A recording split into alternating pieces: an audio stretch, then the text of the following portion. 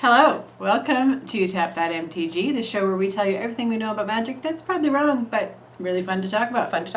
I'm Shawna. I'm Lesley. And today we are very excited to be bringing you our pre-release video of all the uncommons and uncommons that we recommend for you to use at your upcoming this weekend pre-release party For Theros Beyond Death. Theros Beyond Death. We are pretty excited about We're it. happy to be back. It was a long haul. I know a bit of a break, you so guys thank have you all guys. been like waiting patiently to see our faces again. So thank you for waiting. We needed a break. We needed a little bit of a break. Christmas. Exactly. So there's this pre-release thing coming up. Yeah. And what the heck is that? So for those of you who know what pre-release is and you just want us to get to the, shenanigans of talking about the cards, we're going to talk about the commons and uncommons that we recommend. The reason we choose what commons and uncommons is... Well, because we all want to get mythics and rares that are amazing and going to win us the game, but you only get 6 of those. So everybody knows what the good ones are. And the likelihood of you planning around and getting what you want is very slim. Mm-hmm. So it's better for you to know the commons and uncommons that might win you the game than the rares that will win you the game. That's right. You can figure out rares all on your own by going to the Wizards website.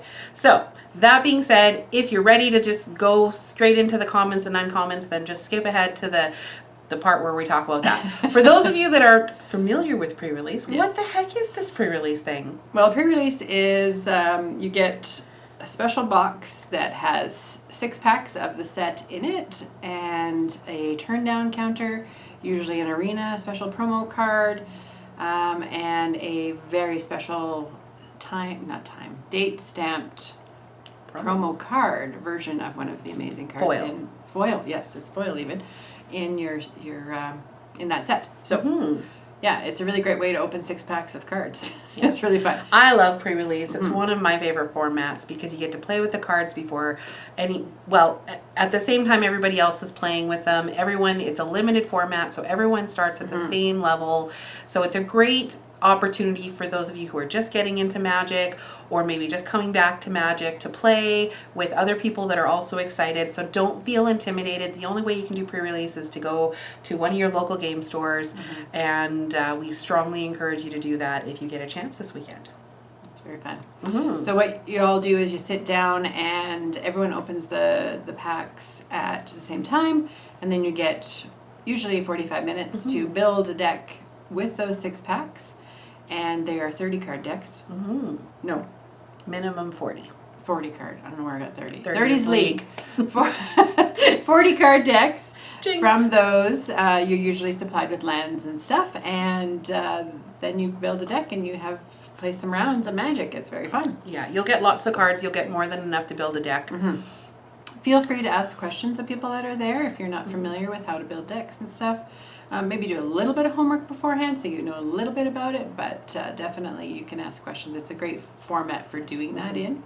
So, and as you mentioned, it's a minimum 40 card deck. You can go above that, but we strongly recommend staying as close to 40 cards as you can because you're going to get to those cards that you put in your deck that you really want. Better if you have less cards in your deck. So the least amount, this is your chance. As far as creatures, land, and other spells ratio, usually 17 land out of your 40, and then the rest of them can be creatures and spells. Pre-release is a little bit different than a constructed because you're going to be probably more creature heavy, and it's a little bit more of an aggressive format, although this is a very different set that's coming out. So we'll talk a little bit about the differences in Theros Beyond Death and how that might affect your pre-release that's coming up as well. So that's exciting. So one of the things that we follow when we play in pre-releases that was taught to us by one of our good friends and judge is the bread principle. So Lesley, can you explain the bread principle? I would love to explain the bread pig principle. So bread is good, even though it makes you fat. In Magic, however, bread does not mean bread, although having a nice bread snack would be nice. Bring a sandwich if your local game store doesn't sell food. So basically bread stands for, it's an acronym. The B stands for bomb, R stands for removal, E stands for evasion, A is for aggro, and D is for dudes or filler. And that is kind of the order of importance of the cards that you want to put in your deck. You want to have a couple bombs, and then the next thing that you're going to look for to put in your deck is your removal spells, and then evasion spells, and then aggro spells. And if you still have room for other stuff, then there's the filler cards, the little 2/2s for 2. So we're going to go through all of the commons and uncommons that we felt fit into those categories. They're broken down by color in each category as well. Things that you can look for if you are looking through your commons and uncommons. There are lots of cards out there, so if we didn't put them in the list, it's not because we didn't think they were good cards. And you may think that they're great for limited as well, but it's just ones that we felt in the limited format weren't quite going to win you the game. They might stop you from losing the game, or they might be decent enchantments if certain situations happen, but they might be too situational, or just really better for a constructed deck than for a limited format where everyone is just trying to kill you as fast as they can with as many creatures as they can. So that's kind of the reasoning behind some of our choices, but we will talk about some of our honorable mentions at the end, ones that we thought if you got into certain situations, you might want to pick those as well, depending on what the other stuff in your card pool is. Yeah. So I guess without further ado, let's get into Are there any bombs that we found? There are a couple. So usually your bombs are in your mythics and your rare cards, but we found actually 3 that we thought were good bombs in the commons and uncommons. That you would really want to use, for sure. So what's the first one? The first one is Nyla's Forerunner. Nylia's? I don't know how you pronounce that. It's been around for a while, that name. But it is a 5/3 for 4 and a green, and it is an enchantment creature. So this is something that might be new to a lot of you guys. So some of these creatures aren't just creatures, they're called enchantment creatures. So whenever you see the word enchantment in things, they count as an enchantment. So keep that in mind as we go through these cards. So this one has a trample, and all other creatures you control have trample. Trample can win you the game. That's getting your damage through. It's just so awesome. So he is a 5/3, and he's going to help all your other guys run them over as well. So he's a great card. Yeah. For sure. The next card that we thought might be a good bomb is a black card. It's Enemy of Enlightenment. It's 5 and a black swamp. Oh my gosh. Think, Lesley. It is also an enchantment creature. It's a demon. It has flying, and it's 5/5. So yes, it's super expensive, but if you have 6 mana and you get a 5/5 flyer out there, it's going to win you the game anyway. Over. However, this card also has the benefit of Enemy of Enlightenment gets a -1/-1 for each card your opponent in your opponent's hand. Now, by the time you have 6 mana, they're going to have less cards in their hand anyway, so just keep that in mind when you play this card. You don't want them to have a full mid of 7 cards because it's just going to die. But at the beginning of your upkeep, each player, including you, discards a card. So they're going to constantly have less cards in their hand, hopefully, or at least stay at the same level of cards in their hand. If it starts or ends their turn as a 5/5 or as a 4/4, they're going to discard a card at the beginning of your turn, and now it's a 5/5. So that's kind of neat. It's going to win you the game, this one, if you can get it out. And chances are you're not going to have any cards in hand at that time. And this is in your upkeep, so it's before you draw your card. Good point. That is why untap, upkeep, draw. You should always remember to follow upkeep, draw. untap, upkeep, draw, because you don't want to discard the card you just drew because you accidentally had it in your hand. There's a reason. Our next one is Dream Shaper Shaman, which is a red card, and it is for, is it 5? 5, yeah. Sorry. 5 and 1 red, and it is a 5/4, and then it's an enchantment creature as well. A Minotaur Shaman, and at the beginning of your end step, you may pay, help me out with that number, Lesley. 2 and a red. 2 and a red, and sacrifice a non-land permanent. If you do, reveal cards from the top of your library until you reveal a non-land permanent card. Put that card onto the battlefield and the rest on the bottom of your library. Not your graveyard, in random order. So this guy is going to do a little bit of damage at the end. You can sacrifice one of those creatures that just attacked. Yeah. The key there is that you get it onto the battlefield, I think. Yeah, exactly. And non-land permanents, you could have enchantments out there that have done damage or something. Who knows? So It's just a crazy card. great card. So that's really the only 3 bombs that we found. So we'll move on to our removal section. So these are cards that might be good to remove. Some of them better than others, but we'll talk about each one. So the first, we'll start with our enchantments. We have Soul Guide Lantern. Artifacts. Colorless is what I was going for. It only costs 1 to put out. Soul Guide Lantern enters the battlefield. You get to exile a target card from a graveyard. Now you're like, well, what do you mean? That's not removal. But it is removal in this set because there is this nice little mechanic called Escape, which we will get to later on when we come across an Escape card. But if they have, there's a lot of mechanics that bring things back from the graveyard. So if you can get rid of cards from their graveyard, it's as good as removal in this set. You can also tap it and you can exile each opponent's graveyard. So now you can just sacrifice it and get rid of all of their graveyard if they have too many in there that you want. So great little mechanic there. And then you can pay 1 and tap it and sacrifice it to draw a card if you need some card draw. So lots of versatility there. Yeah, and good little card removal. Yeah. Entrancing Lyre for 3 colorless. It is an artifact that you may choose not to untap Entrancing Lyre during your untap step. Why would you do that? Because you can pay X and tap this, and then tap target creature with power X or less. It doesn't untap during its controller's untap step for as long as Entrancing Lyre remains tapped. So you keep this tapped and keep one of their big beasties tapped that you don't want to be attacking you or whatever. Yeah. And then later on, if you decide there's something worse out there, you can untap it and tap something else instead. So yeah, exactly. Versatility. So Waybearer's Blessing is our first green one for 1 and a green. It's an enchantment aura. We don't have a lot of so typically in pre-release for enchantments, you don't typically play with enchantments. But this set has a lot of enchantments and some of them are great for removal. Especially in green, there's not a lot of destroy target creatures. There's a lot of fights and a lot of things like that. This one, you enchant a creature that you control, and when Warbearer's Blessing enters the battlefield, enchanted creature fights up to 1 target you don't control.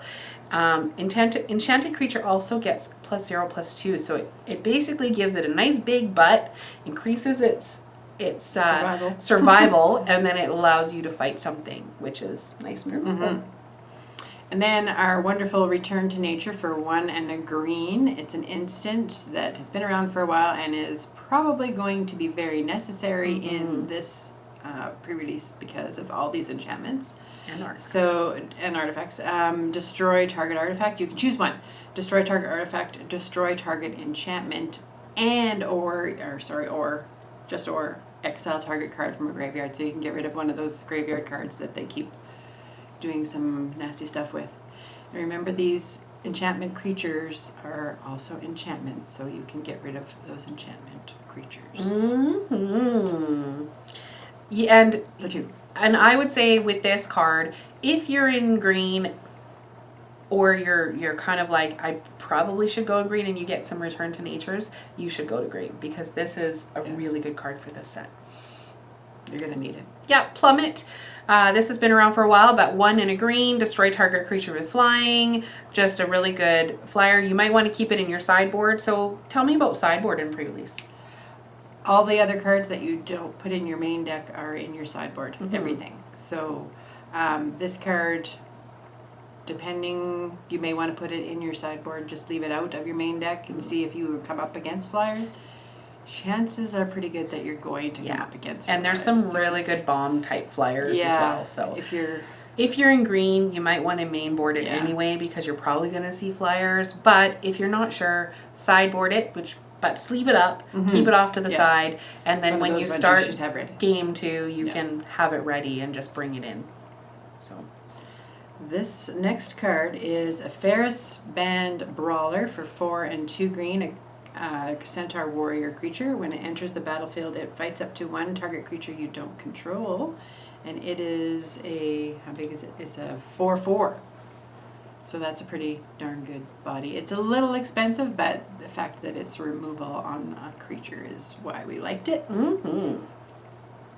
Just wanted to make it smaller. Mm-hmm. So Mystic Repeal, it's an instant. Put target enchantment on the bottom of its owner's library. Again, enchantment creature. Put it on the bottom of their library. It's a long ways away, and if nothing else, in order to get it further up, they have to shuffle their deck. Mm-hmm. Still not a guarantee for them. So it's not gonna come back anytime soon. It's better than putting it in their graveyard in this set. It's a great way to get out of those enchantments that they put on your creatures to make them not able to attack or block. Yeah. Irreverent Revelers for 2 and a red, a 2/2 satyr creature, and when it enters the battlefield, you get to choose one. Destroy target artifact, or it gains haste until end of turn. So it's a pretty aggressive card as well as removal. Yeah, if you don't need it for removal, depends what you need. You got aggressive. So Eroa's Blessing. This is an enchantment aura. An aura is a card that you have to put onto another creature, which you can tell because it says enchant creature you control. So you have to have a target for that. You can't just put it on the battlefield. When it enters the battlefield, it deals 4 damage to target creature or planeswalker an opponent controls. And enchanted creature gets +1/+1. So not only does it give your creature +1/+1, you got 4 damage that you can put on a creature or a planeswalker. There's a lot of creatures out there, but most of them are 4 or lower, so you can remove some of that stuff definitely. Before it gets too out of hand. It's a lot of damage. Yeah, lots of good red cards in this set. And this is another creature with removal, Incendiary Oracle for 1 and a red. It's a 2/2 body, and you can use that 2 mana later, or at the same time, whatever, and it gets +1/+0 until end of turn. And if a creature dealt damage by Incendiary Oracle on this turn would die, exile it instead. So it's a great way to get rid of those cards permanently. Yeah. And I would say, I think when we were talking about this earlier, we were talking about this as being a possible good blocking card because it's going to sit there. Yes, it's just a 2/2 for 2, but if you leave your mana up when you're playing this, it's going to make them think twice before attacking you, because if you buff it up and give it +1/+0 and it dies, it's exiled. And so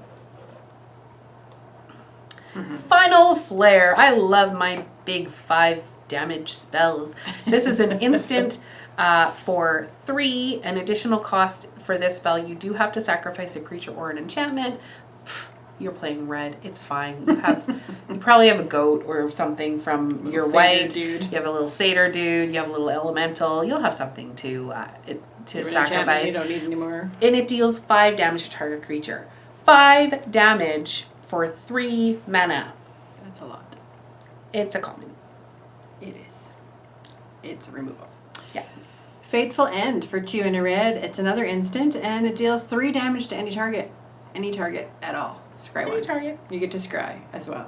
Not So that often you get to That's see pretty scry. darn awesome. Careless Celebrant.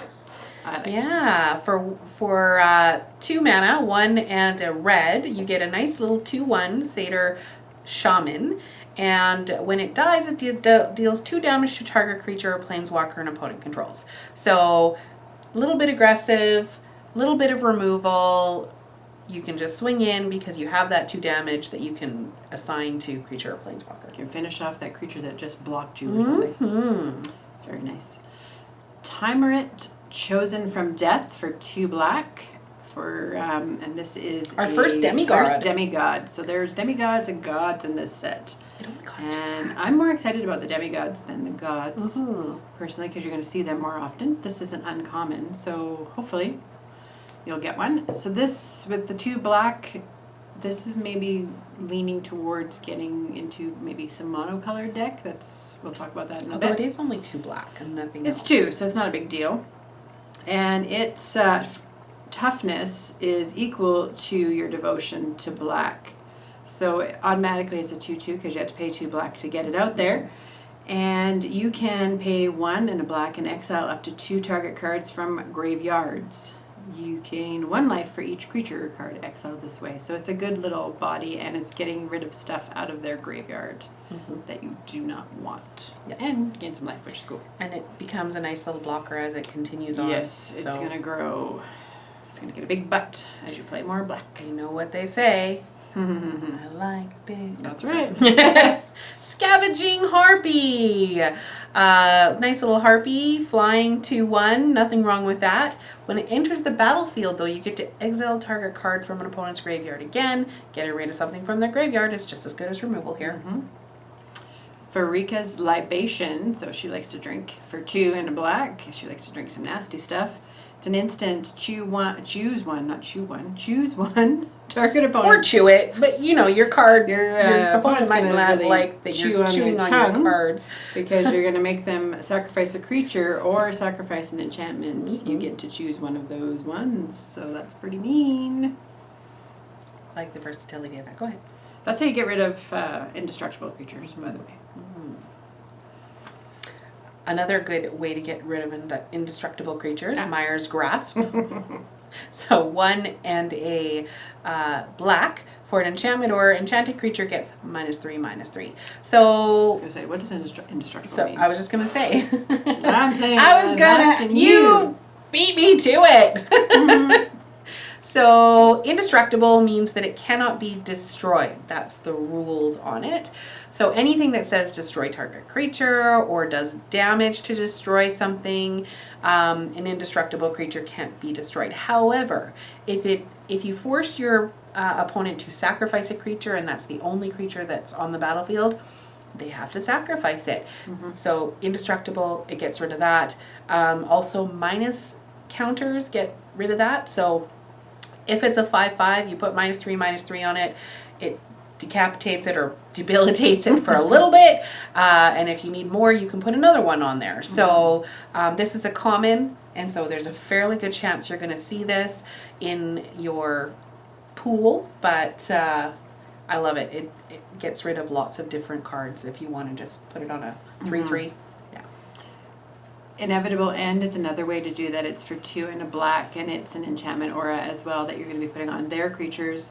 Enchanted creature has, at the beginning of your upkeep, sacrifice a creature. So you give that to them, and they are able to nicely sacrifice a creature. Yeah. Now, if you're smart and this is put on you, you will probably sacrifice the creature that they enchanted. Because once you sacrifice that, then that'll get rid of the aura. However, if they put it on your biggest dude, you might not necessarily sacrifice that first. So that it makes them think a little bit more about it. They're either going to lose a bunch of their creatures because they want to keep their big dude on the battlefield, or otherwise. Use it wisely. Use wisely. I love it. So Final Death, this is a little bit more expensive because it's 4 and a black, 5, but it does allow you to exile target creature. It doesn't go to their graveyard, they can't escape it, they can't bring it back for whatever reason, it just exiles it. Can you exile a indestructible? You sure can. You sure can. You cannot exile a hexproof creature. Right. Because you can't target it. Right. But you can exile because it's not dying. This next card is awesome. It's one of my favorites. Elspeth's Nightmare. It is the return of the sagas that we loved in Dominaria. It is, so sagas work for the numbers that are down the left side of the card are the turns that it comes out. So Elspeth's Nightmare, on the first turn that it comes out, you get to destroy, it's for 2 and a black. You get to destroy target creature an opponent controls with power 2 or less. Chances are they're going to have that. Yeah. Number 2, so the next turn that it's out, target opponent reveals their hand. You choose a non-creature, non-land from it. That player discards that card, so gets rid of some of their enchantments and stuff that they have in their hand. And then the third turn that it's out, you exile target opponent's graveyard. So all that stuff is gone. And then that card, this saga is then done for you. When do the counters go on, the lower counters? They go on untap, upkeep, before you draw. No, after you draw. Yeah. Sorry, I always do that wrong. Yeah. It's after you draw, before you do anything draw else. first, and then you put the lore counter on before your main phase. So your main phase hasn't started yet, you do that beforehand. Dragged to the Underworld for 4, 2 and 2 black. It's an instant spell. Black removal. Yeah, this spell costs X less to cast, where X is your devotion to black. So automatically, you have 2 black. If you have pretty much at least one thing on the battlefield that's black, it's going to only cost you 3. So destroy target creature for 3.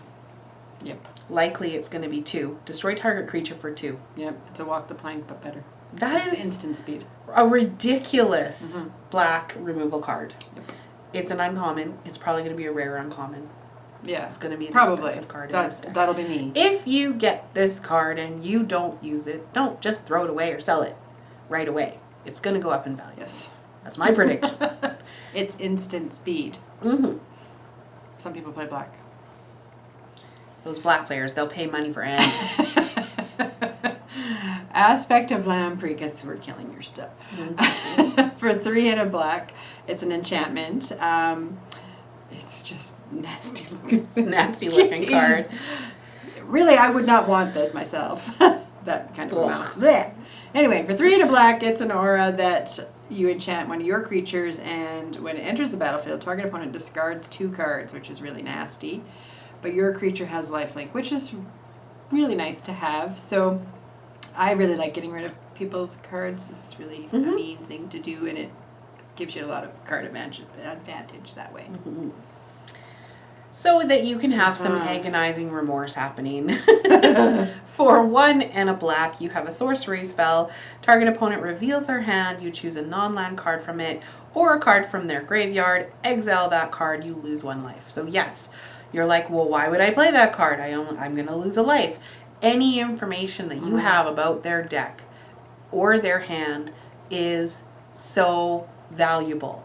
Plus, this one has the versatility that you can exile it from their graveyard. So you don't find anything in their hand, let's just take it out of their graveyard instead.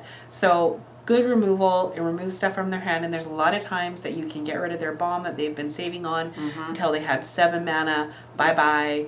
See you Good. later. And it's exiled, right? Yeah. Yep. So Exile that card. can't bring it back. Now our blue removal, Stern Dismissal. It's very stern. For 1 blue, instant, return target creature or enchantment and opponent controls to its owner's hand. So you just do that right before you swing or something like that. Make them It's pay pretty for awesome. it again. Yeah. Fun. Sleep of the Dead for 1. Tap puppy. target creature. It doesn't untap during its controller's next untap step. The beautiful thing about this card is it has escape. Now we said we talk about escape. So 2 and a blue. You can also escape this card for the additional cost of exile 3 other cards from your graveyard. So you can play this again. It still has the same rules applying for when you can play it. It's still a sorcery, so you can still only play it on your main phases. If it's an instant with escape, you can play it whenever. If it's a creature with escape, you can still only play it on your main phases. So that's the first thing to know about escape. But when it escapes, or when it dies again, it just goes back into your graveyard. So in this case, it's a sorcery. You would cast it, and then you can cast it again from your graveyard for 3 and 3 other cards from your graveyard, and put it back in your graveyard and cast it again. You can just keep casting it as many times as you can pay for it. It's great. Mean. Mean. 1 with the Stars for 3 and a blue. It's an enchantment aura, and you enchant a creature or enchantment. An enchanted permanent is an enchantment and loses all other card types. So you stick that on one of their gods, and yeah, it's pretty much useless. They'll hate you. Yeah. Okay. Oh yeah, I have to say this one. Sure, that's okay because I love this card. It is so ugly. Ichthyomorphosis. That's what I think it is. Whatever. It's a fish. This is an icky fish for 2 and a blue. It's an enchantment, or basically you put it on their creature. Enchanted creatures loses all ability. It becomes a blue fish with a base power of 0/1. It just stops anything that they have that you don't want to be attacking you into a 0/1 fish. Similar as to the frog one, but I like it because it's a fish. Chain to Memory for 1 blue. It's an instant, and target creature gets -4/-0 until end of turn, and scry 2. So they're swinging in with the big creature, and you just say, hey, no. And I'm going to check what I have in mind. So that's a good point. You mentioned they're swinging in with a big creature. Right. Why then? Why do you wait? Because you want them to swing. You're going to take them by surprise, and then your creature survives and theirs dies, for example, is the best way to use it. I think in Limited it's a good way of getting rid of their cards. Plus this one has scrying on it, which is really nice. And scry 2. Yes, for those of you that follow us, we say often to save your instants for your battle. Yeah. So this is no different. It's way better to play this in battle and trick them. Yeah. And then get a scry before you take your next turn than it is to play it, because if you give it -4/-0 till the end of the turn, yeah, they're not going to swing with it, but make them waste their swing, tap their creature, give it less damage even if it's something that you can't block or kill, but they've tapped it and now you can swing in and you just trick them. Instants are for trickery. Banishing Light for 2 and a white. Banishing Light enters the battlefield. Exile target non-land permanent and opponent controls until Banishing Light leaves the battlefield. It's basically like any other enchantment that just kind of enchants it till it leaves. Conclave, Prison Realm, any of those things. And it's only 3. I love it. It's great. Revoke Existence for 1 and a white. It's a sorcery that says exile target artifact or enchantment. Goodbye. You're out of here. Heliod's Punishment for 1 and a white. It's enchant creature. It enters the battlefield with 4 task counters on it. So this is really interesting.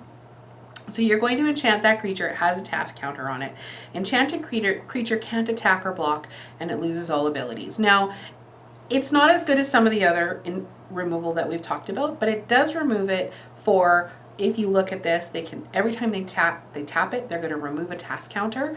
So you put it on there, they get 4 counters on it, and then the next turn they're going to tap it, they're going to remove a task counter. So you have a clock, but those 4 turns can be key to your game, and you should use this with that timing in mind.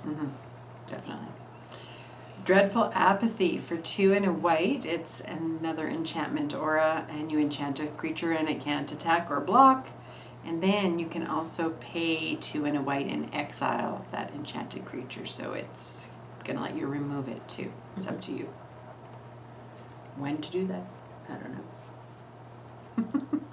So Evasion is another, the next thing in our BREAD acronym. So Evasion is anything that helps you get around, get in, get through, things like...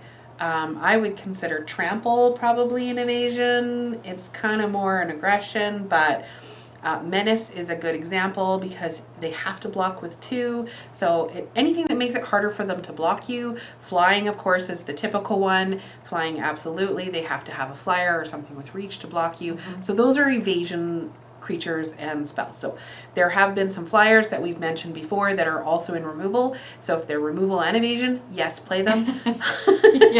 First one, artifact that we have for evasion is Wings of Hubris.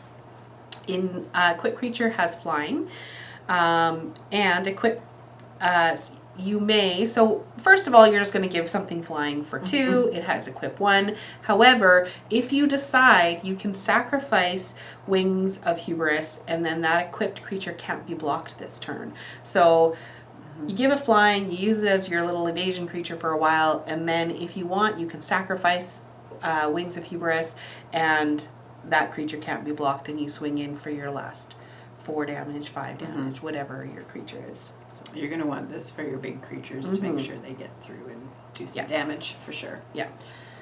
Thaumaturge's Familiar. Not trauma, Thaumaturge's Familiar. Could be traumatic. I don't know. Could be. For For 3. He is a little 1/3 bird, and you wouldn't think he'd be really great, but when he's a flyer, but when he enters the battlefield, you get to scry. So there was a other little guy that was like that in a previous set, and he was very useful. Well, because he's got such a big butt, right? So little 1/1 flyers are okay. They're still evasion. I'm telling you, This is true. If you go in with flyers, you're probably gonna do well.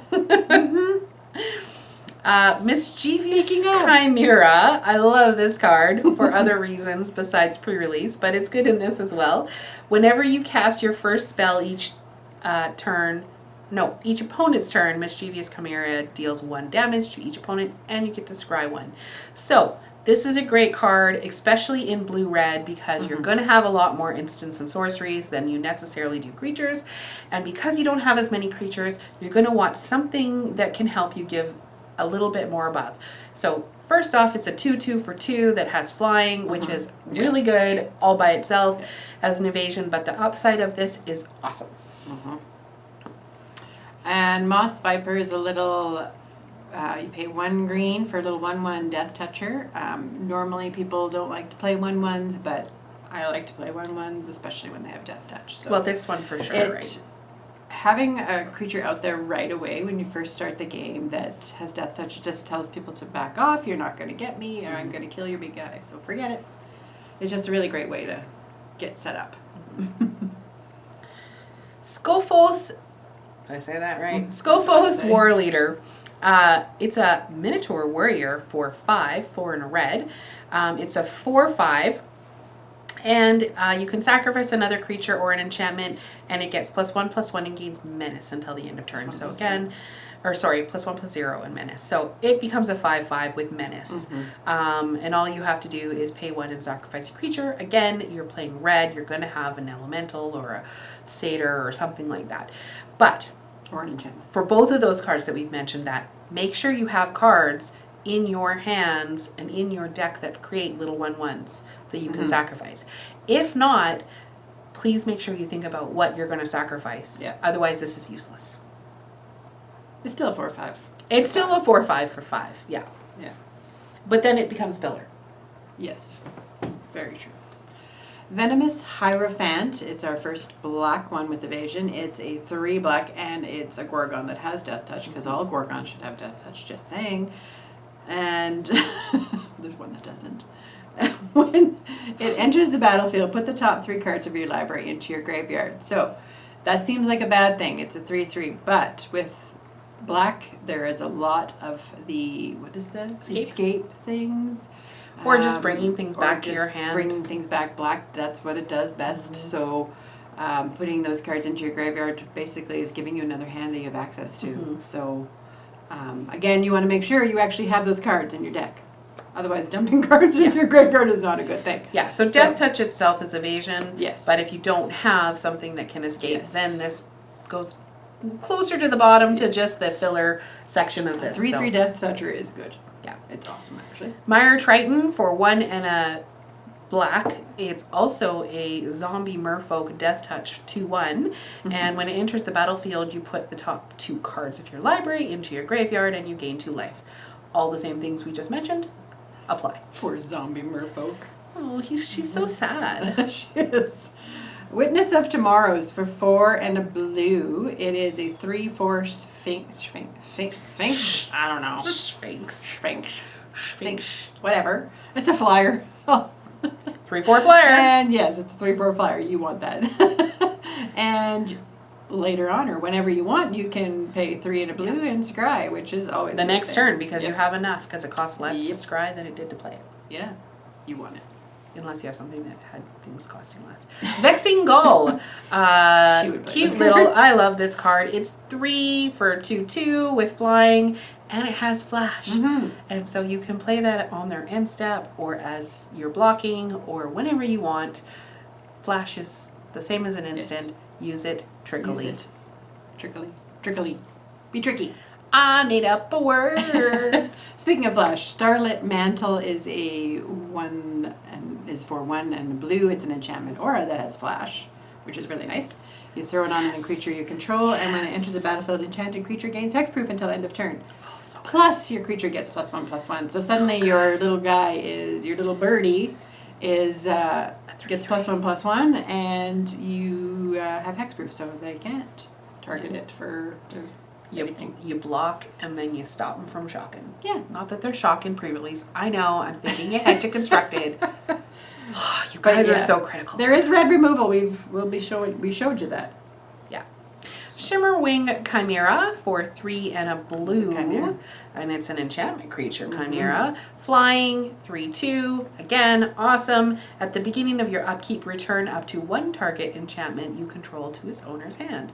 So, why would you do that? Well, we will get to some cards that that's actually true. When you go back, we'll just go back to the one that Shawna just talked about. This is a card that you might want to return to your hand because it only gives you those benefits until the end of turn. So, you play the Shimmering Chimera, you return that back to your hand, you have it to flash in again. Woohoo! Hero of the Winds for 3 and a white. It is a 1/4 flyer, so 1/4 flyers are really, really hard to get rid of. And whenever you cast a spell that targets Hero of the Winds, creatures you control get +1/+0 until end of turn. So he really helps out that whole buffing up your guys and getting in, being aggro. And red and white. Little situational with this one. It almost is more of an honorable mention or a filler because it costs 4, but it's a 1/4 flyer. 1/4 is really hard. It was early. We were just adding stuff. We had a lot of coffee. All right, so now we're moving on to, I can always do the first one in the section, the aggressive cards. Be aggressive, be aggressive. Prerelease, that's what you want. Yeah, exactly. So this section is really important, but not as important as the other 2 sections. So, moving on, Thunderous Chariot for 4 of any color. It is a vehicle. Cool. We get to explain vehicles. It is a 3/3 vehicle, so when it comes onto the battlefield, it is just a vehicle, just like your car sitting in the garage. This is your chariot. It's sitting in the garage. It has first strike, trample, and haste, which is great. Wow. However, you have to drive it. So it has crew. So what is it? What does crew mean? Well, basically, crew, you're going to tap something with 1 power. So crew 1 means you tap creatures up to 1 power. If it had crew 4, then you tap creatures up to 4 power. So you could use 2/2s, or you could use 4/1/1s, or you could use 1/4/4, whatever. But 4 power for that. This one is only crew 1. Super easy. You will have something, anything basically that you want to crew this, you can crew it with. So you just tap that creature, and now this creature becomes a first strike, trample, haste vehicle that it's going into combat. At the end of combat, and at the end of your turn, it reverts back to just being a vehicle. So they can't kill it as a creature. It's not a creature. Your creature was inside the vehicle.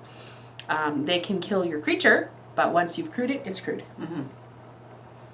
Remember too that you can also crew things as a defensive tactic. Too, Yes, that's a good point.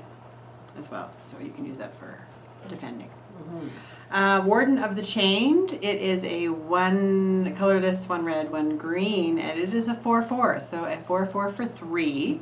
Trample, red and green awesomeness, but it can't attack unless you control another creature with power 4 or greater. So again, a little bit situational, but there are so many really great, Especially in green. 4 and up power. And actually red has a lot of big creatures in it too. Giants and things like that in this one. Cyclops, Minotaurs. People underestimated the little Beauty and the Beast card. Oh yeah, Lovestruck Beast. Lovestruck Beast. They were like, that's not a playable card. No. Yeah. Now everybody plays that card. Yeah. Because even on the defensive, it is so good. Yeah. And you can get 1/1s again. You can get 4/4s again, right? Yeah. So, Slaughter Priest of Mogis.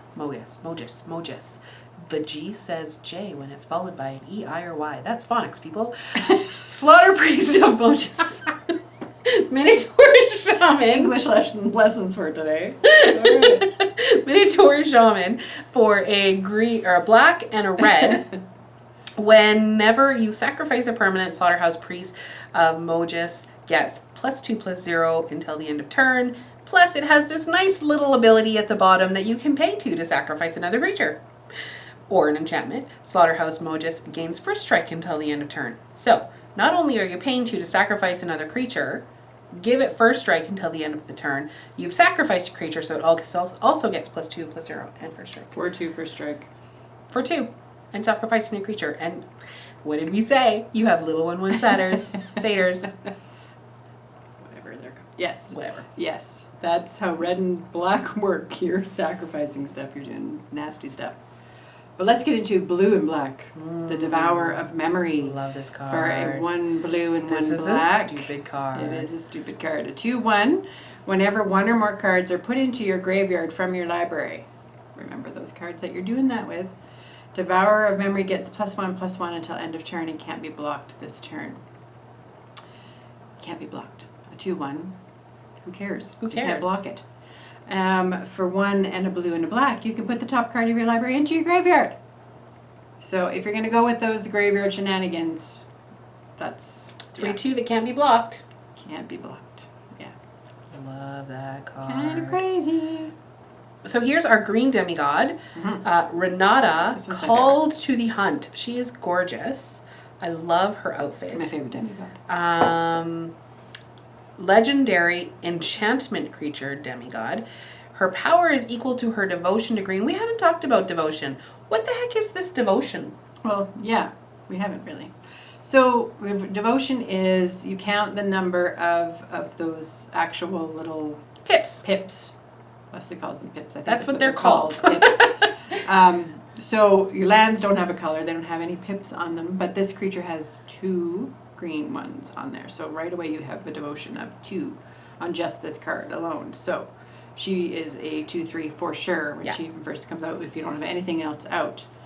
So, and she'll grow as your devotion grows. So that's one of the reasons why they like devotion so much. Well, and each other creature entering the battlefield with an additional 1/1 counter on it by itself is awesome. So she's just going to get more and more aggressive, bigger and bigger as you put more creatures out, and those creatures are coming in with 1/1 counters. Yep. And if you have anything to put more counters on it, which maybe there's some of those, maybe. what's next? But this is even your little satyrs and even your little tokens. Yeah. They get a counter. That's awesome. Yeah. What's our next card? Our next card is the Loathsome Chimera. I love Chimera. Oh yeah, Chimera. Sorry. I've been saying that right. You have. I don't know. Just I don't know. have a drink. This one, I was. I love the little the flavor text on this. I see elk and lion and tooth. A lot of tooth. So ugly. It's very ugly, but it's funny. It's a 4/1 for 2 and a green, and it has escape. And so escape is 4 and a green, and you can exile 3 other cards from your graveyard. And then when it escapes, it gets a Comes 1/1 back in counter with on 1/1 it. counter. So it's a 5/2 when it escapes, which is pretty awesome. 5/2 for 5. So you want this to die so you can escape Yeah. it. Yeah. You want it dumped in your graveyard. And swinging in with 4 right off the bat is going to kill something of theirs if they block anyway. Hydras Growth. Speaking of counters and putting more counters on things, when Hydras Growth enters the battlefield, put a 1/1 counter on enchanted creature. Great. Awesome. Cool. At the beginning of your upkeep, double the number of 1/1 counters on enchanted creature. So, put this on your Chimera after it's been escaped. Now it's a 5/2, but you put a counter on it, so it's a 6/3. And then it has 2 counters on it, so then it Doubles those has counters. 4 counters, and then it has 8 counters, and then it has, can we do math? 16, 32, 64. Hydras, people! It's going to be a fun weekend. Love it! Underworld Rage Hound for 1 and a red. It's a very aggressive 3/1 puppy dog that it attacks every combat, so he is just getting in there. But you don't care because it has escape. So if it dies, you're just going to bring it back. So for 3 and a red, you exile 3 other cards from your graveyard, and it comes back with a counter on it. So now it's getting harder and harder to get rid of. Cool. Triumph of Anks. This is our Sega for red, this set. Now this one's cool because it actually has 4 steps on it. For 2 and a red, the first 3 steps are all exactly the same. Turn 1, until the end of turn, target creature gains trample and gets +X/+0, where an X is the number of lore counters on Triumph of Anks. Right now, it's only 1. Turn 2, until the end of turn, target creature, whatever one you want, gets 2 counters, +2/+0. Turn 3, they get +3/+0. Can be different targets. It's a new turn. On turn 4, we get target creature you control fights up to one target creature you don't control. So, removal. Yep. Lots of stuff going on in that. Yeah. It's a great card. For sure. Impending Doom for 2 and a red. It's an enchantment aura, enchant creature. Your creature gets +3/+3 and attacks each combat if able. And when it dies, Impending Doom deals 3 damage to that creature's controller. So, again, you've suddenly made a very aggressive creature that's attacking all the time, and they have to do something about it. But when they do finally do something about it, it's really going to hurt them in the face. You know, look at that sword In the face. hanging there, just waiting as the guy sits with his drink in the air. Dream Stalker Manticore, 2 and a red for an enchantment creature.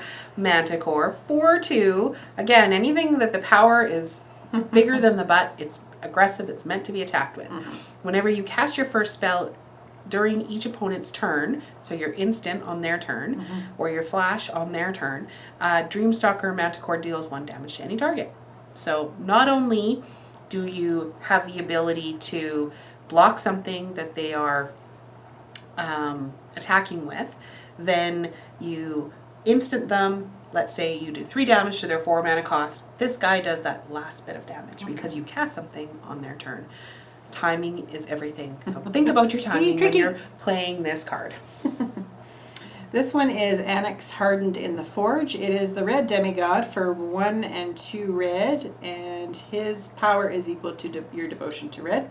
So right away, he's a 2/3 for sure by himself. And whenever he or another non-token creature you control dies, you get to create a 1/1 red satyr token with this creature can't block. There's your satyr creator. Yep. If the creature had power 4 or greater, create 2 of those tokens instead. Yeah, it's just as your stuff dies, you're filling the battlefield with stuff. Fill the board. Underworld Charger for 2 and a swamp. Black. It's a creature nightmare horse. I love the artwork on this one. It's a 3/3, and basically it has escape for 4 and a black. Exile 3 cards from your graveyard, and then it escapes with 2 1/1 counters on it. So it comes back as a 5/5. You want this one to die. Now I have to say this. Calafi? Caliph. Daphne, Calafi, Caliph.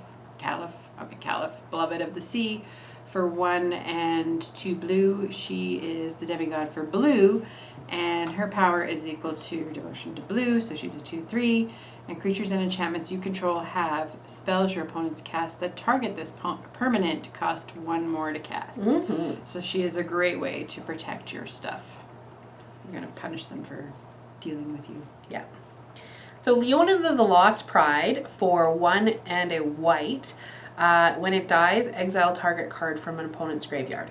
So it's a 3/1, which makes it an aggressive white creature. There's not a lot of aggro white creatures in here, but it has the upside of when it dies, you can exile something from an opponent's graveyard, which, as we discussed, is removal. So that's why it made it here, because it helps your aggression if you are going in white. For sure. Right into dudes and fillers.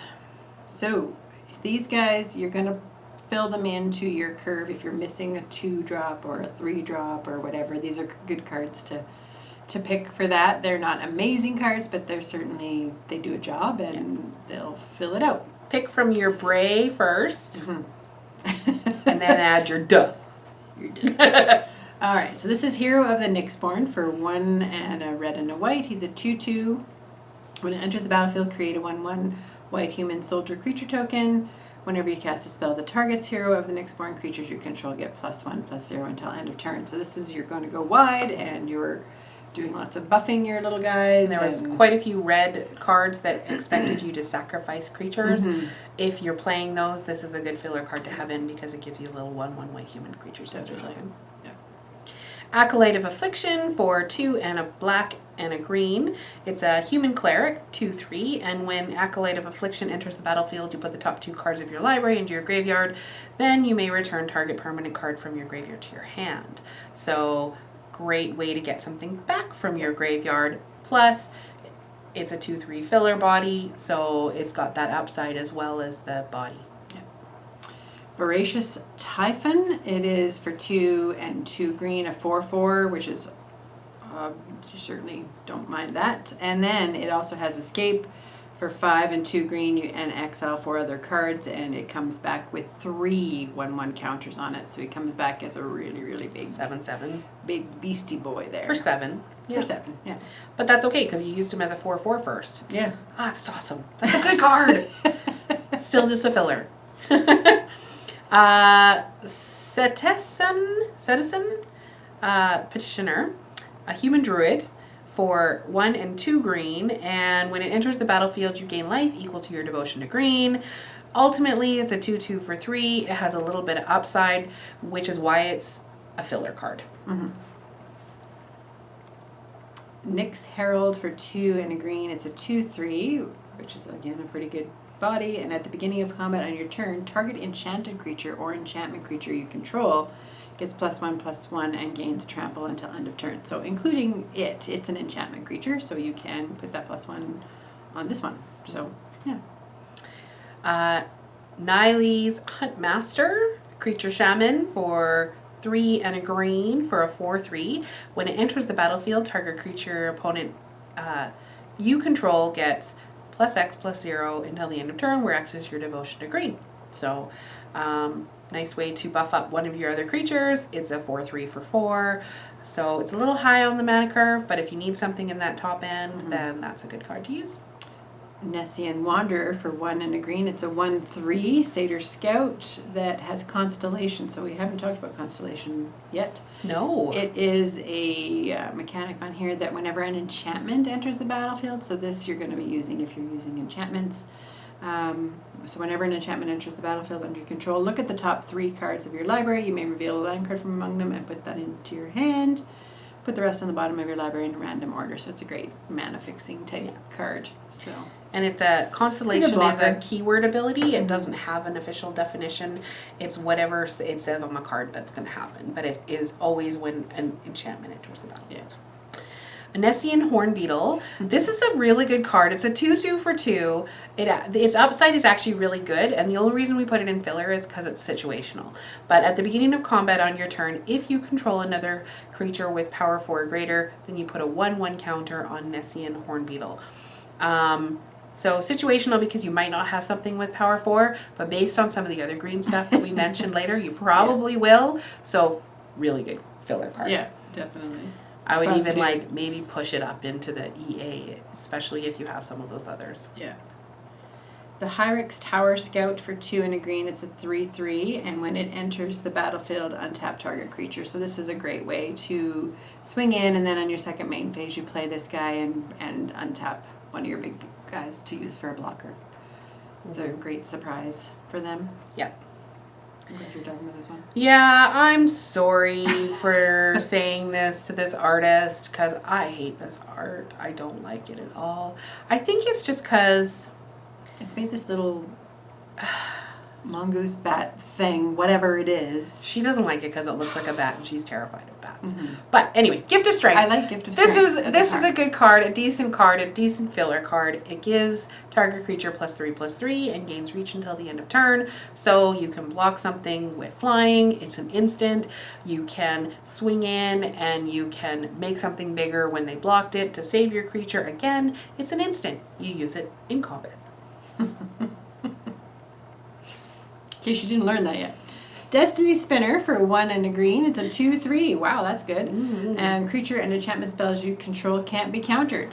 I really like this card. For 3 and a green, target land you control becomes an XX elemental creature with trample and haste until end of turn, where X is the number of enchantments you control. It's still a land. So this is, yeah, if you're going into that whole enchantment thing, and wow, it's pretty darn awesome for green, for sure. It's just filler right now because it's a 2/3 for 2, which is decent body for 2.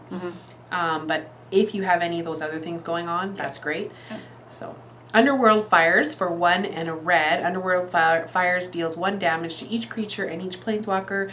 If a permanent was dealt damage this way would die, you can exile it instead. If they have a bunch of little 1/1 red human soldiers or 1/1 red elementals or satyrs out there, you can just kill them all in one fell swoop, which is nice because then they can't sacrifice them anymore. I mean, they might get one more sacrifice at them if they're thinking with their noggins, but yeah. Little situational. Little situational, so it's filler. Stampede Rider for 2 and a red. It's a 2/3 body here. It's got trample. It's a satyr. And at the beginning of each combat, if you control a creature with power 4 or greater, it gets +1/+1 until end of turn. So again, those red and green stuff. Basically exactly like the Horn going Beetle, on. except it's in red. And it's not a permanent counter. The Horn Beetle is permanent. So. Right. Yeah. So the green one's better because green's always better. Skyphos Maze Warden for 3 and a black. It's a 3/4. When Maze Warden gets +1/+0 until the end of turn. If you play, sorry, +1/-1. So you pay 1 for that. Whenever another creature becomes the target of an ability or a land that you control named Labyrinth of Skyphos, don't worry about that. You probably won't have it. But if you do, you may have Skyphos Maze Warden fight that creature. Mm-hmm. So if you have both of those, you might consider going into red because that's good removal. And that land is a rare land, and it lets you pay 4, I think it is, and remove a creature from combat. Yeah. Which is really nice and constructed for sure. But a lot of people will look at a land and be like, oh, I just got a land that's a rare. That's a good land that's rare, especially you have this card. Portent of Betrayal for 3 and a red. I think this is a reprint. It's a sorcery. You gain control of target creature until end of turn. Untap that creature, gains haste until end of turn, and you get to scry 1. So this is a great way to get a sacrificial lamb from an opponent instead. Use it to swing and then sacrifice it. And red, as you saw, has lots of that sacrifice stuff. So it's a great way to steal their stuff and sack it. Yeah. 1 and a red for a 1/3. Good filler, but it has the upside to discard a card and draw a card if you pay for 3. 2 and a red. Red needs cards. Red needs cards. Omen of the Forge for 1 and a red. It's an enchantment that has flash. So when it enters the battlefield, it deals 2 damage to any target. So get in there and finish off something. And you can pay 2 and a red and sacrifice Omen of the Forge and scry 2. So that makes it useful after the fact as well. Now we move on to our black filler cards. Black is so good in this set. Temple Thief for 1 and a red. You get a 2/2, so 2/2 for 2. The upside is it can't be blocked by enchanted creatures or enchantment creatures. So there's a lot of enchantment creatures and a lot of things that are going to be enchanted in this set, which makes this one a decent filler card. Otherwise, it's just a nice little body to fill out your deck. Varika's Spawn. This is the Gorgon that has no death touch. It is for 3 she and can a escape. black, I guess. 3/4. Look at her. She's a death touch. Yeah, I know, but she can escape. She's for 3/4 for 3 and a black, and she has her escape is what makes her better. She's a 5 and a black for escape with 3 other cards exiled, and it escapes with 2 +1 counters on it.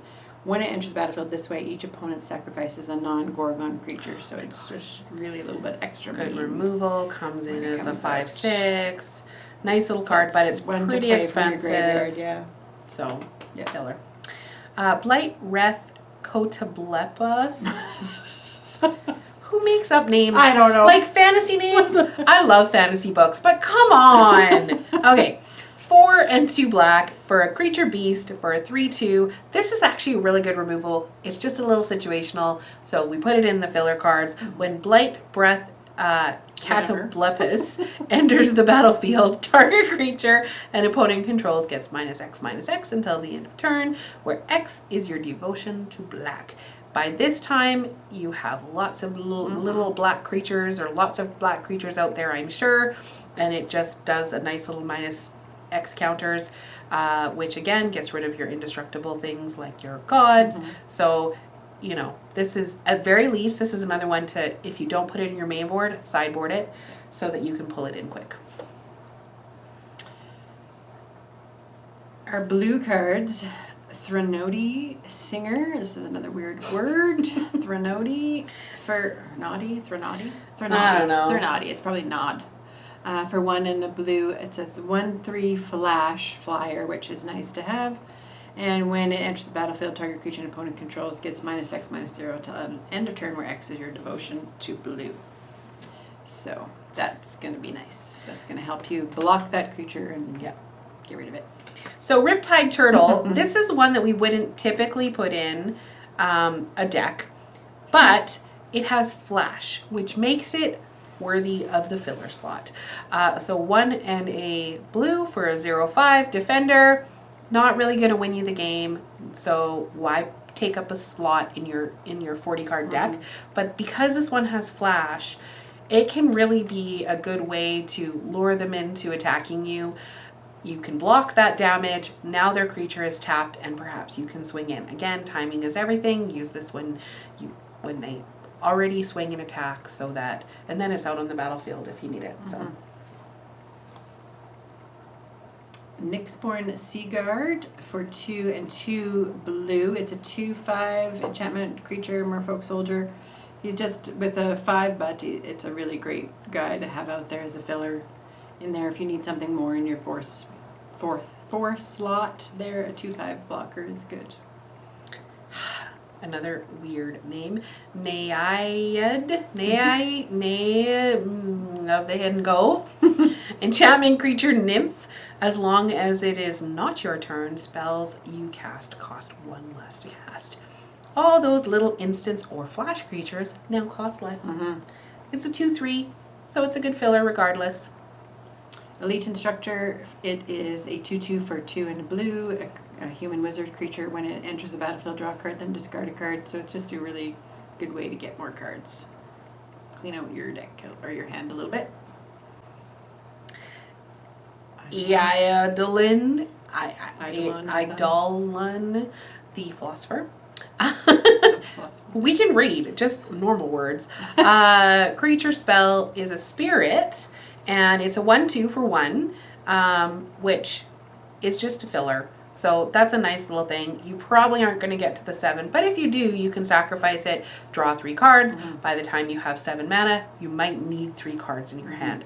So this is going to be a really good one in Constructed, I think, but decent filler for pre-release. You didn't like this at first, but I didn't I like this convinced at her. first. She convinced me. For 2 and a blue, it's a 2/3 human, legendary, and the reason it's legendary is because of this. So it enters the battlefield tapped, and it doesn't untap during your untap step if you control a reflection. When it enters the battlefield, you create a 3/2 blue reflection creature token. So you made this very aggressive blue creature with it. That's a reflection, and he's just laying there waiting for his reflection to do all the work. And then it dies, and then he comes back to life. So 2 creatures for the price of 3. Yeah. So, Well, for the price of 1, but for 3. yeah. Hero of the Pride is 1 and a white for a little cat soldier creature, 2/2. And whenever you cast a spell that targets Hero of the Pride, creatures you control get +1/+0 until the end of turn. So it's a little 2/2 with a pretty good upside. So yeah, if you're gonna do those enchantments and stuff, that's a good creature. You'll have at least 1 or 2 enchantments, I'm almost certain, in this set. Sunmane Pegasus for 3 and a white. It's a 2/3 flyer, which is always a good thing. It's a little expensive, but it's nice to have that out. It's hard to get rid of. And for 1 and a white, you can give it Vigilance and Lifelink until end of turn, which is always nice to be able to actually swing with that with Vigilance. So. Yeah. So this next one is more of a constructed card, but it's a decent filler. It's a 1/2 for 2. It has flying, which is why it makes the filler slot. Your aura spells you cast cost 1 less to cast. It's kind of irrelevant in this, unless you're playing some auras, but I think it's decent. Nyxborn Courser, it is an enchantment creature, Centaur Scout, for 1 and 2 white. It is a 2/4, which is again a nice little body to have in there if you need it. Dawn Evangel? For 2 and a white, whenever a creature dies, if an aura you control was attached to it, return target creature card with converted mana cost 2 or less from your graveyard to your hand. So it's a 2/3. Again, nice filler with some upside. Daxos, Blessed by the Sun, for 2 white. He is the white demigod. He's not as good as the other one, sadly. The white demigod's just filler. Yeah. Its toughness is equal to your devotion to white, and whenever another creature you control enters the battlefield or dies, you gain 1 life. So he's just sitting there. He's not doing a lot, which is sad. Everybody else is their power, but him, it's his toughness. I don't know why. So, yeah. We were talking earlier that this might be really tempting, this set might be really tempting to play a monocolor if you can. Yeah. With this, 'Cause there's of the a devotion, lot of if you get devotion enough type to play stuff. monocolored. And you know what? Honestly, Very tempting. monocolored is so much easier to play, especially in pre-release. You don't Yeah. have to worry about mana fixing, which means making sure you have the right mana in your card pool. More If you can do creatures. monocolored, especially if you're new to Very pre-release tempting. and you aren't really familiar with Magic yet, monocolored decks are typically easier to play as well. So something to think about. So we have some honorable mentions. If you've made it this far, thank you for staying with us. Thank you. If you are done and you're just like so much to think about, you are good to go. Like you will be good at pre-release. You can go back, start it again, and just go through that section. However, we do have some honorable mentions that are good cards in certain situations that we did want to mention just because we thought that they were good. So Mirror Shield is an equipment for 2. An equipped creature gets +0/+2 and has hexproof. Whenever a creature with death touch blocks or becomes blocked by this creature, destroy that creature. So situational removal, worth talking about just because if you have that in your sideboard and they're playing a lot of death touch, you can pull this in. Get rid of it.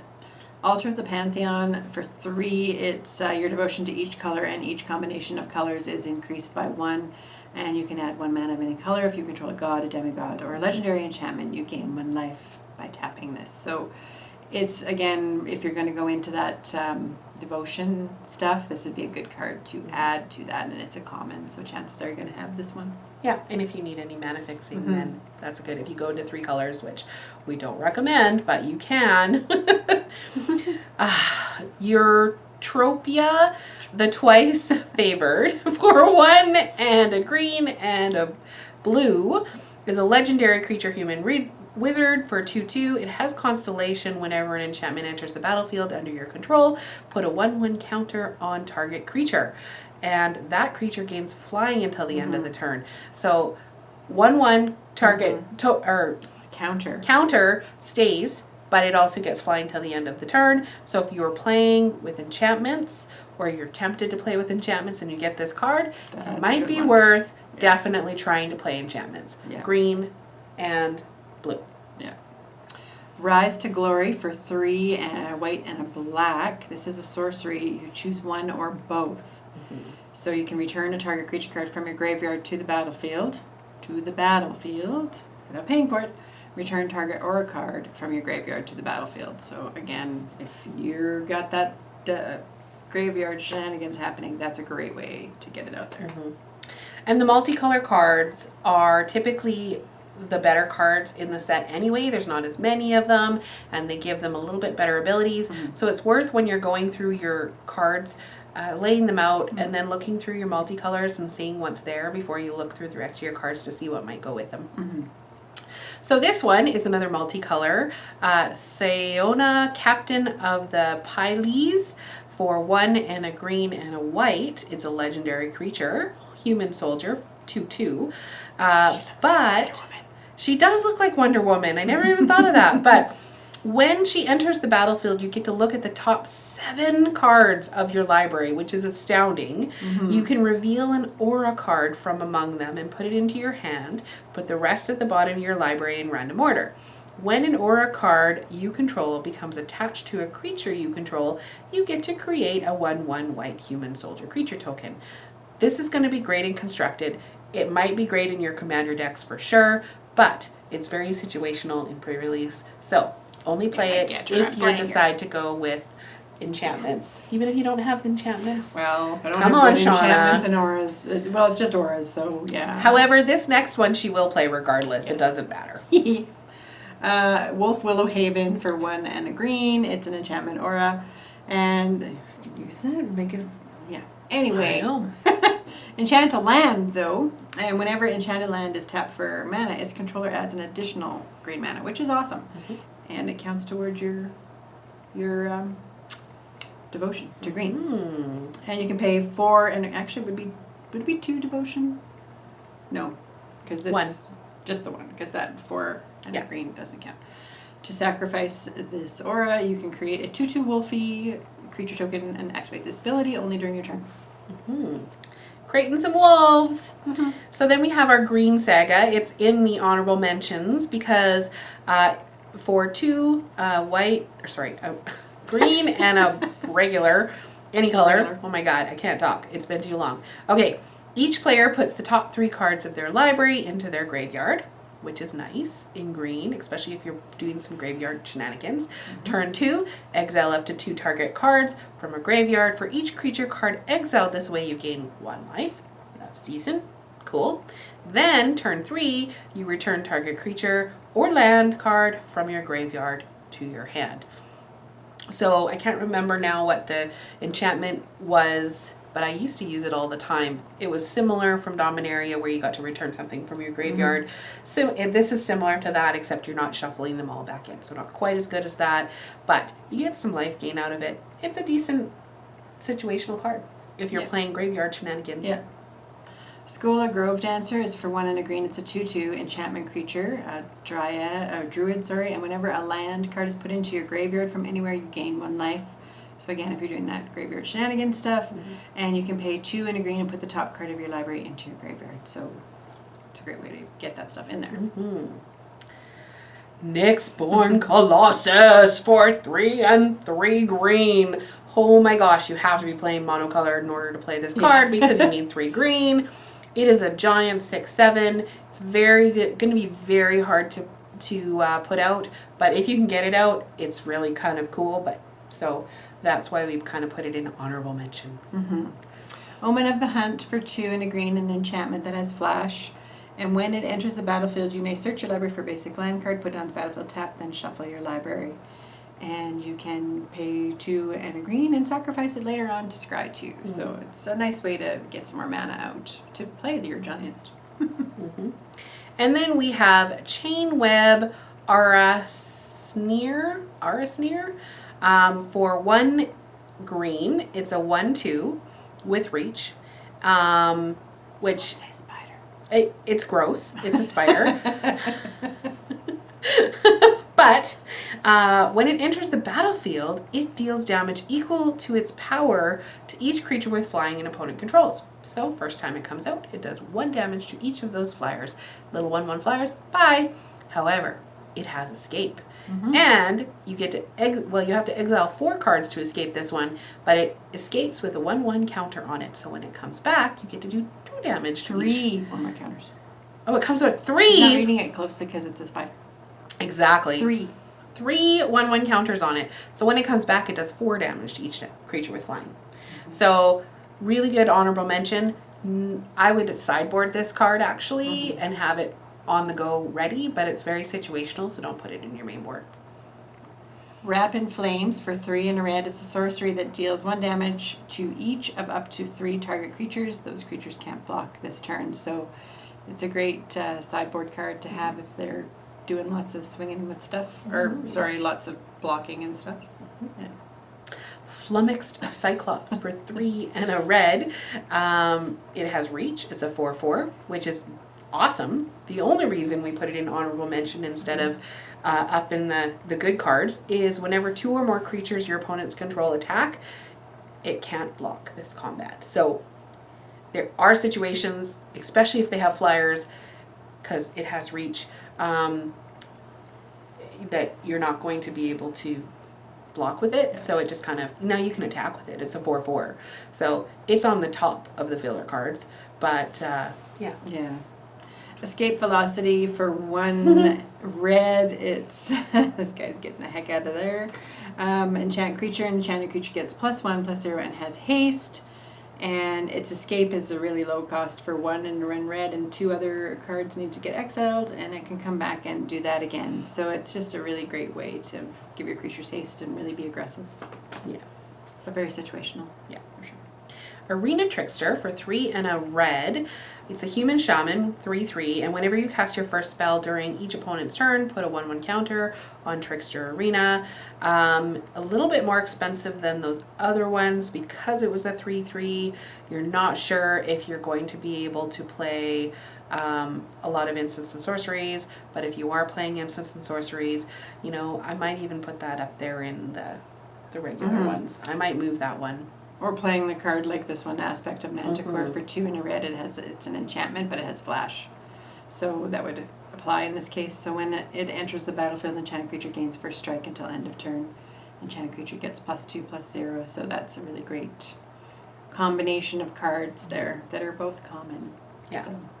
Yeah, you get those 2 cards, then definitely put them in your main board. Rage Scarred Berserker. It is a Minotaur Berserker, 5/4. It's a little expensive because it costs 4 and a black. But when it enters the battlefield, target creature you control gets +1/+0 and gains indestructible until the end of turn. So nice little way to give something indestructible so you can be aggressive and swing in. However, it costs a little bit much. It costs 5. Not get So a chance to play it. You might not get a chance to play it.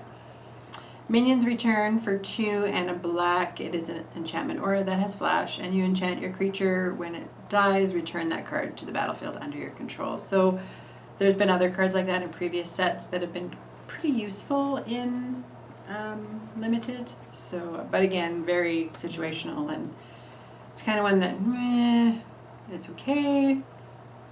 Yeah. So this one, it's a flyer for 4. It's a 3/2, which is a nice evasion in and of itself. However, at the beginning of combat on your turn, each player puts the top 3 cards of their library into their graveyard. If you're not playing graveyard shenanigans, then this is a little bit more risky for you, and you're just kind of getting rid of your own cards as well, because it says each player. So that's why we put it in situational, because I mean, as it sits, it should just be a good evasion card, but because if you don't have any way of bringing your stuff back, then don't play it. You're not going to have cards pretty quickly. Yeah. Every combat. Cling to Dust for 1 black. It's an instant. You exile a target card from a graveyard. If it was a creature card, you gain 3 life. Otherwise, you draw a card. So this is a good way to get rid of stuff out of their graveyard. It has escape as well, so you can pay 3 and exile 5 other cards from your graveyard and bring it back and do it again. 5 that time. Triton Wave Rider. I love this artwork on this card for 3 and a blue. It's a 3/3. Whenever an enchantment enters the battlefield under your control, it gains flying until the end of turn. Actually, really good card, but only if you're playing enchantments on a regular basis. Remember, enchantment creatures count. So if you have enough enchantment creatures, which blue does, then this is definitely a main board card. Sea God Scorn for 4 and 2 blue. Return up to 3 target creatures and or enchantments to their owner's hands. So, yeah, it's really expensive, but it's 3 removals. So, depends who you're playing against and what you're doing. Yeah. Brine Giant for 6 and a blue. So 7 mana for a 5/6. So expensive, but if you can get it out, it costs 1 less to cast for each enchantment you control. Again, if you're playing enchantments, that's great. If you're not, not so great. Triumphant Surge for 3 and a white. It's an instant, and destroy target creature with power 4 or greater. You gain 3 life. So that is, again, if you find you're up against someone with lots of big creatures, that's the one to go and get out of your box. Yeah, good little sideboard card. Archon of the Falling Stars for 4 and 2 white. It's a flying 4/4. When it dies, you can return target enchantment card from your graveyard to the battlefield. The only reason this didn't make our cut was because it costs 6. And 6 is hard to get out. Yep. Phalanx Tactics for 1 and a white. Target creature you control gets +2/+1 until end of turn. Each other creature you control gets +1/+1 until end of turn. That is an instant. The reason it's down here is because if you do not have a big wide board, it's not doing you a lot of damage. But if you do, if you're going with that strategy, that is a really, really good card to have. Red, white, aggressive, aggro, satyrs or whatever. Yeah. Reverent Hoplite for 4 and a white, 1/2. When it enters the battlefield, create a number of 1/1 white human soldier creature tokens equal to your devotion to white. Again, pairs greatly with the previous one if you have both of those together and you're creating the same. I mean, I would love to play red, white, Boros, which people will call Boros, but I always like to say red, white. Because Boros to me is Ravnica, and this isn't Ravnica anymore. Yeah, so. I suppose that's true. We're playing red, white. So great card if in certain situations. So Daybreak Chimera, it's another Chimera for 3 and 2 white. It's a 3/3 flyer, but it does cost X less to cast, where X is your devotion to white. So that potentially could be, again with that, you're going to go for that all white deck. That's going to be a pretty powerful card. That's going to be pretty cheap for you. And it's a 3/3 flyer. Yeah. But Commanding Presence. This is our last card, I think. For 3 and a white, we have an enchant creature. Enchant creature gets +2/+2 and has first strike. Whenever this creature deals combat damage to a player, create a 1/1 human creature token. Yeah, you know what? Why did we put that in honorable mention Well, instead because of main? it's 3 and a white. It's expensive. 4. It's expensive. Costs 4. +2/+2 on a creature is a good thing. +2/+2 plus whenever it does combat damage. It's worth that. So, but it is pretty high, and you want to stay low to the ground when you're trying to be, I don't know. We just are so aggressive. You can tell that by looking at both of us. We're very aggressive people. Aggressive people, yeah. That's right. In Magic we are. It's funny because I've talked to a few people about this, and I think that people play the opposite of what their personality is. I find that a lot of like super nice, now we're bragging. Yes, we're super nice people. Super nice, like soft spoken or caring people play really aggressive, like I'm gonna kill everything you own type decks. Like Death Touch is dying. But yeah, in real life. And then the people that are like super controlling are the people that would like give you their shirt off their back in any other given day. Actually that's true. It's just funny. We play the opposite because we have to be this way in real life. When we play fantasy, we want to play fantasy. So I hope that you got lots out of this video. I know that our pre-release videos are longer and our podcasts are longer, but we do like to give you like a lot of information. So I hope you enjoyed it. I hope you sat down with some popcorn. Should have told them that at the beginning. Yeah, like settle in, get some popcorn. But anyways, we wish you lots of luck at the pre-release. And while you're preparing, tap those magic cards and have fun doing it. Wow, we are out of practice. Let's try that again. Okay. In the meantime, tap those magic cards and have fun doing it. See you later, guys.